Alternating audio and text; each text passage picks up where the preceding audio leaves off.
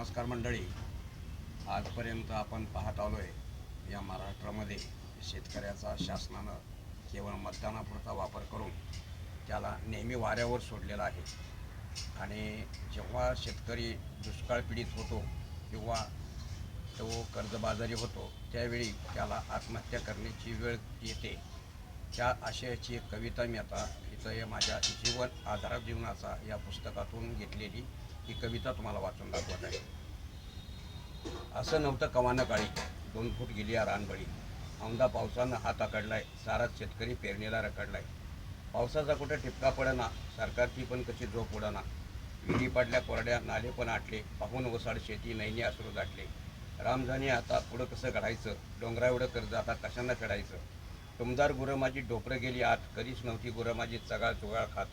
एक एक जनावर बाजारी झाडतोय, एकूण त्यासनी माझ्या पोटावर इंगळी ओढतोय. नको झाले बा आता लाचारीचं जगणं, बरं वाटणं सारखं पै पाहुण्याला मागणं. सुंदरे ऐकलाय कालच, त्याचा परत आलाय कासरा. रामपर्यात फास घेतो सगळेच मला इसरा. अशा पद्धतीने विदर्भामध्ये म्हणा किंवा अन्य सर्वच ठिकाणी जे छोटे लघु शेतकरी आहेत यांना आत्महत्या करण्याची वेळ येते, या आशयाची ही कविता आहे. तरी शासनानं या गोष्टीचा गांभीर्याने विचार करून छोट्या शेतकऱ्यांकडं जादा करून लक्ष दिलं पाहिजे आणि त्यांना आधार दिला पाहिजे आणि त्यांचं जीवन सुखमय केलं पाहिजे.